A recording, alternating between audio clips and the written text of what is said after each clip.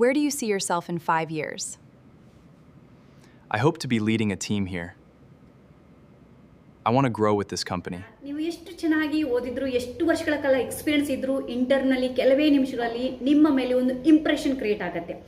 ಅದೇ ಇಂಪ್ರೆಷನ್ ನಿಮ್ಮ ಸೆಲೆಕ್ಷನ್ ಅಥವಾ ರಿಜೆಕ್ಷನ್ ಹೇಗೆ ನಿರ್ಧರಿಸ್ತಿರ್ತಾರೆ.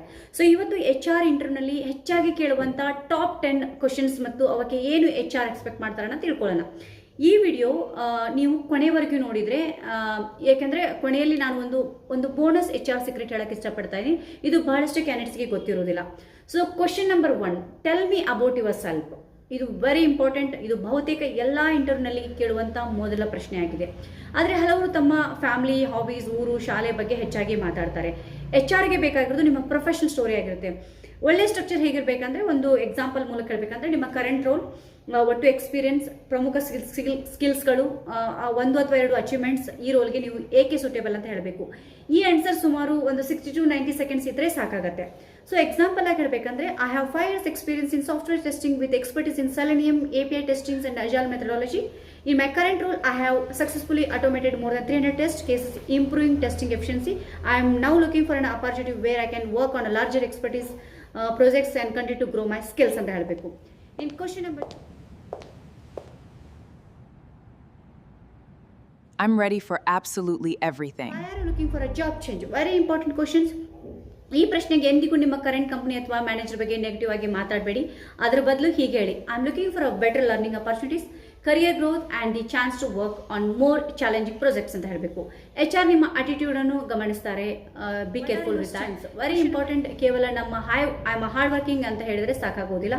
ಒಂದು ರಿಯಲ್ ಎಕ್ಸಾಂಪಲ್ಸ್ ಕೊಟ್ಟು ಮಾತಾಡಿ. ಉದಾಹರಣೆಗೆ ಹೇಳಬೇಕಂದ್ರೆ, one of my strengths is problem solving. Recently, I have identified an issue in our testing process and suggested automation which reduced the manual effort significantly ಅಂತ ಹೇಳಬೇಕು. Question number 4, what is your weakness? ನನಗೆ ಯಾವುದು weakness ಇಲ್ಲ ಅಂತ ಹೇಳುವುದು ತಪ್ಪು ಉತ್ತರ. So ಒಂದು ಜೆನ್ವಿನ್ ವೀಕ್ನೆಸ್ ಹೇಳಿ ಮತ್ತು ಅದನ್ನು ಇಂಪ್ರೂವ್ ಮಾಡಲು ನೀವು ಏನು ಮಾಡ್ತಿದ್ರಿ ಎಂಬುದನ್ನು HRಗೆ ನೀವು ಮನವರಿಕೆ ಮಾಡಬೇಕಾಗಿದ್ದು. Question number 5, why should we hire you? Very important questions. Every company asks the same questions.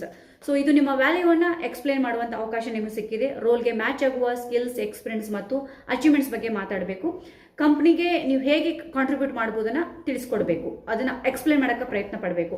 Question number 6, what are your salary expectations? Very important. ಇಂಟರ್ವ್ಯೂಗೆ ಮುಂಚಿತವಾಗಿ ಹೋಗೋಕ್ಕಿಂತ ಮುಂಚೆ ಮಾರ್ಕೆಟ್ ಸ್ಯಾಲರಿ ರಿಸರ್ಚ್ ಮಾಡ್ಕೊಂಡು ಹೋಗಿ ಒಂದು ರೀಸನೇಬಲ್ ರೇಂಜನ್ನು ಮಾತಾಡಿ HR ಮುಂದೆ. ನೆಗೋಷಿಯೇಷನ್ಗೆ ನಾನು ಓಪನ್ ಆಗಿದ್ದೀನಿ ಅಂತ ಹೇಳುವುದು ತುಂಬ ಉತ್ತಮವಾದಂಥ ಆನ್ಸರ್ ಅಂತ ನಾನು ಹೇಳಕ್ಕೆ ಇಷ್ಟಪಡ್ತೀನಿ. So question number 7, where do U see your self in 5 years? Very very very important questions. HR ನಿಮ್ಮ ಕರಿಯರ್ ಗೋಲ್ಸನ್ನು ತಿಳಿಯಲು ಈ ಪ್ರಶ್ನೆ ಕೇಳ್ತಿರ್ತಾರೆ. ಸೊ ಗ್ರೋತ್, ಲರ್ನಿಂಗ್ ಮತ್ತು ರೆಸ್ಪಾನ್ಸಿಬಿಲಿಟಿಗೆ ಮಾತಾಡೋಕ್ಕೆ ಜಾಸ್ತಿ ಒತ್ತು ಕೊಡಿ ಅಲ್ಲಿ. Question number 5, do you have any questions for us? Very important. ಎಲ್ಲ ಇಂಟರ್ವ್ಯೂರ್, ಎಲ್ಲ HRಸ್ಗಳು ಕೇಳುವಂಥ ಪ್ರಶ್ನೆ. ಬದಲಾಗಿ ಕೇಳ್ಬೋದು, ಐ ಆಮ್ ಟೀಮ್ ಸ್ಟ್ರಕ್ಚರ್ ಹೇಗಿದೆ, ಲರ್ನಿಂಗ್ ಅಪಾರ್ಚುನಿಟೀಸ್ ಯಾವ್ಯಾವ ಇದಾವೆ, ಸಕ್ಸಸ್ಫುಲ್ಲನ್ನು ಹೇಗೆ ಮೆಜರ್ ಮಾಡ್ತೀರಂತ ಕೇಳಬೇಕು. Question number 5, when can you join ಅಂತ ಕೇಳ್ತಾರೆ. ವೆರಿ ವೆರಿ ಸಿಂಪಲ್ ಕ್ವಶನ್ ಇದು. ನೋಟಿಸ್ ಪೀರಿಯಡ್ ಬಗ್ಗೆ ಹಾನೆಸ್ಟ್ ಆಗಿ ಮಾತಾಡಿ.